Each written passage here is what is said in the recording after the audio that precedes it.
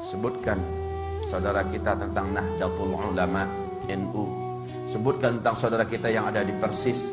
Sebutkan saudara kita yang ada di kelompok perjuangan Ikhwanul Muslimin. Sebutkan saudara kita yang mana saja yang akan kita sebutkan, mereka Ahlus Sunnah wal Jamaah seluruhnya. Berangkat dari kelebihan dan kekurangan mereka, mereka saudara kita, kita saudara mereka. Kalau setiap kelompok berpikir macam ini, maka akan ketahuan bahwa kita sesama kita tidak layak untuk dibentur-benturkan dan tidak pantas untuk saling bermusuhan. Musuh kita yang nyata adalah Yahudi.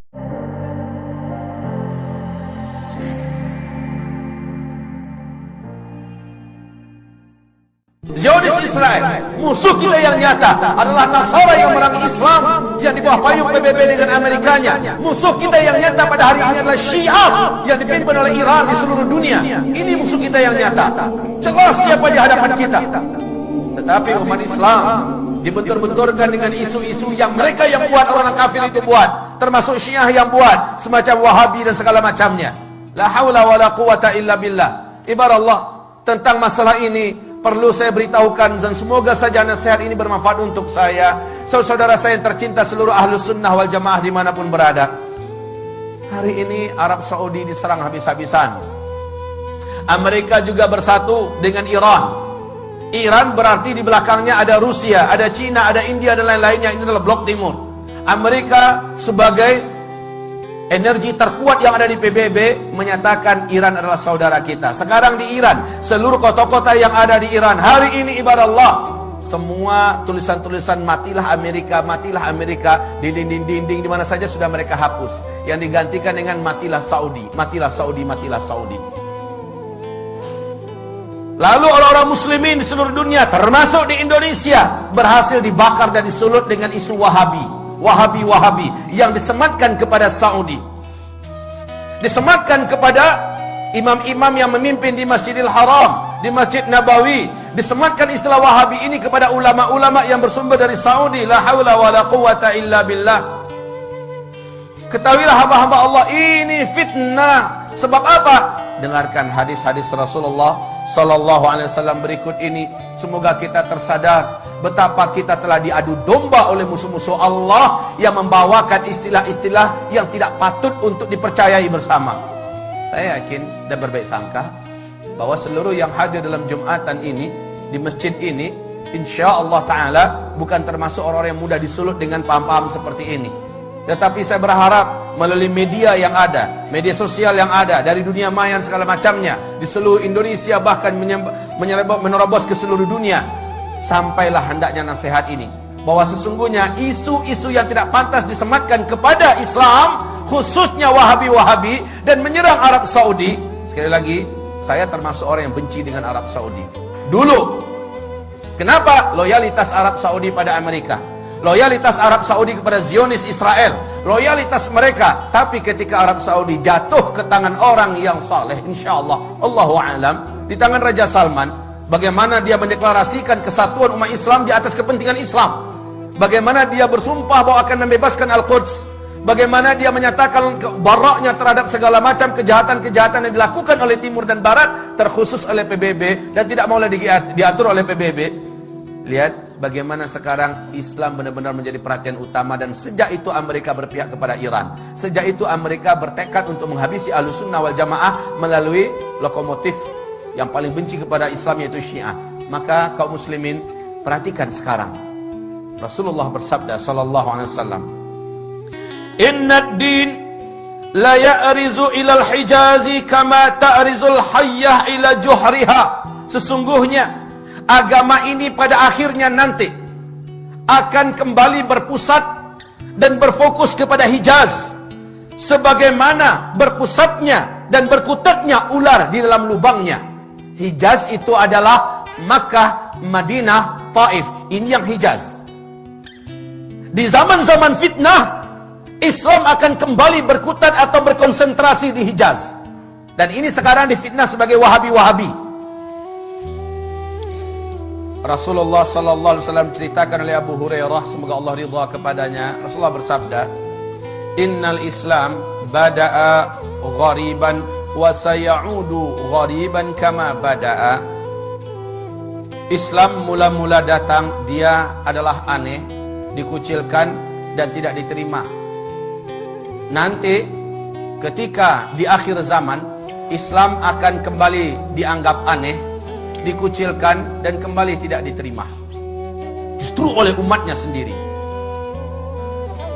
Wa huwa ya'rizu bainal masjidaini kama ta'rizul hajjatu fi juhriha. Dan Islam ini, kata Rasulullah sallallahu alaihi wasallam, hanya akan terpusat di dua masjid ini, yakni Masjid An-Nabawi dan Masjidil Haram, berarti di Makkah dan di Madinah, ya.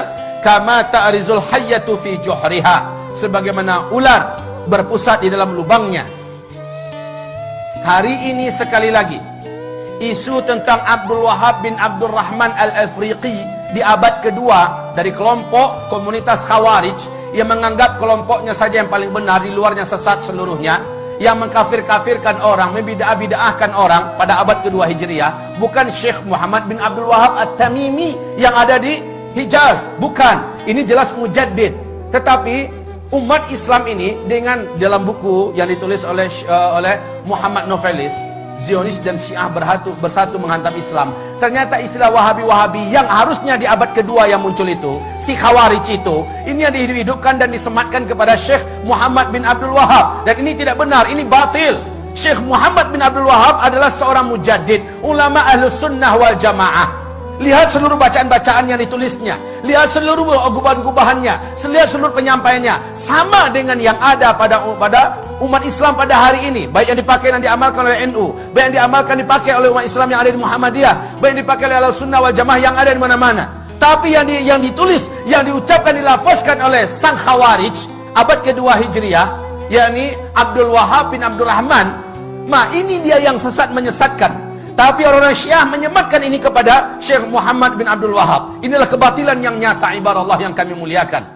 Lalu umat Islam sekarang mau saja percaya dan dibentur-benturkan. Betapa prihatinnya hati saya ketika mendengar ada seorang Sunni diusir oleh saudara Sunninya yang lain.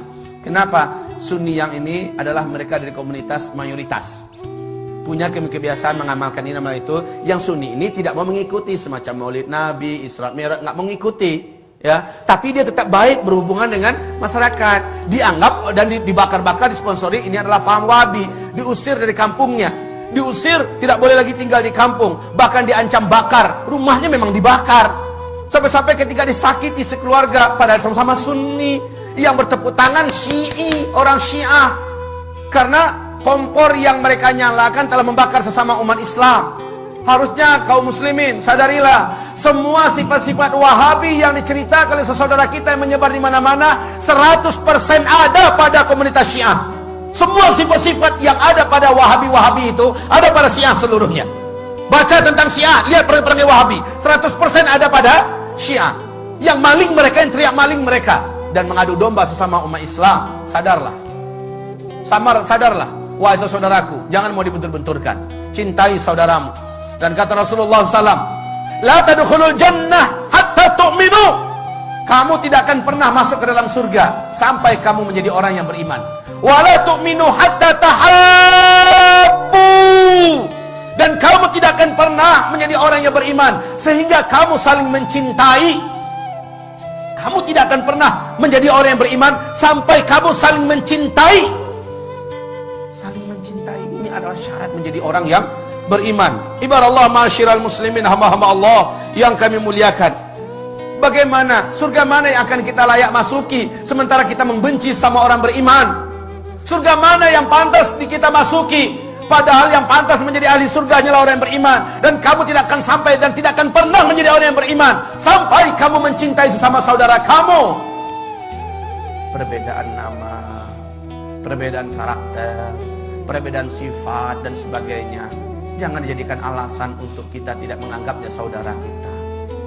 Orang tua kita sama, Al-Quran dan As-Sunnah. Rumah besar kita sama, Islam. Yang prinsip-prinsip kita masih sama. Hanya perbedaan-perbedaan ini jangan sampai kita mau dicabik-cabik.